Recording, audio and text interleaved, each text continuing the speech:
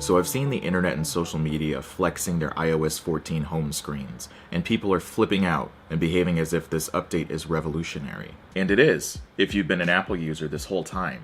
I mean, widgets, customization, and all this other stuff, it's not new to smartphones. My Android from 2010 had these capabilities. But one thing that Apple does properly is they release software that works.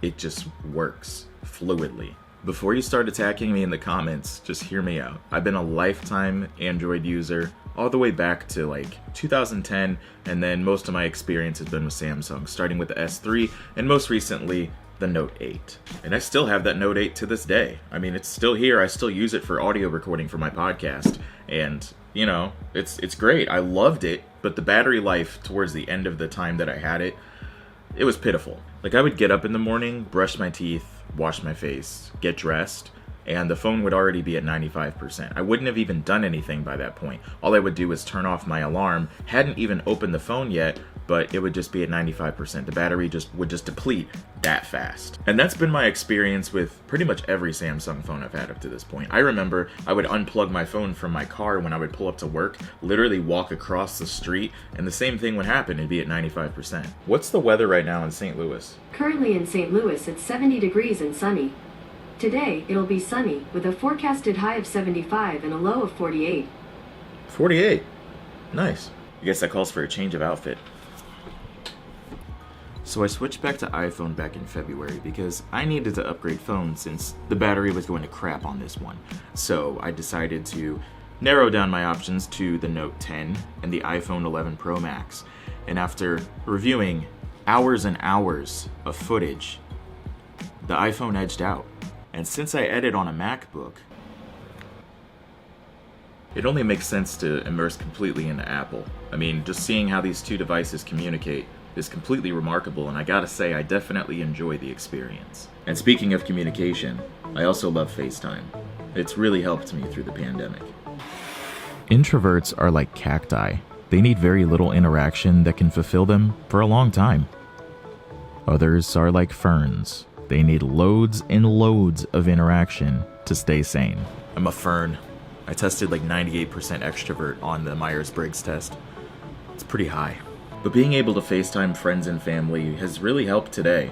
I mean, just being able to, video chat somebody with ease. I mean, honestly, I'm more likely to answer a FaceTime than a phone call or a text message.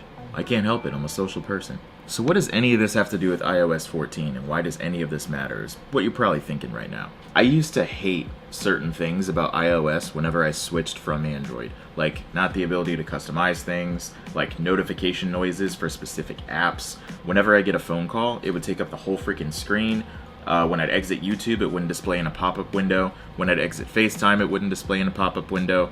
Whenever I would do anything video related and exit the app, it wouldn't display in a pop-up window. I had no widgets on my home screen, so I'd have to open up apps just to like set and turn off my alarm. Or if I'd simply want to do something like seeing the weather. I'd also have all my apps on my home screen because there was nowhere else to put them, so it was always a cluttered mess in some capacity. I had a long list of things that I didn't like. And honestly, iOS 14 addressed basically all of them. And even most of the little things that I used to not like iOS for back in previous years, now it's present on the iPhone. Those things that made me like Android better are now here. And that's not to say there aren't things that Android came out with first or had a stable release of first. Picture-in-picture is flawless on the Note. Widgets are flawless on the Note. I mean, all these things worked, and they had stability before the iPhone came out with them. But now that they're not unique to Android, it makes an even more difficult case for me to go back. I mean, iOS 14 has widgets now. You can declutter your home screen because now there's an app library, so you can get rid of all of them from your home screen. I mean, phone calls are now a banner up top now, and you can also do other things while on FaceTime and see the other person. And that's just scratching the surface of what iOS 14 has made this phone capable of. With all that said, I'm happy that I took the leap from Android to iPhone.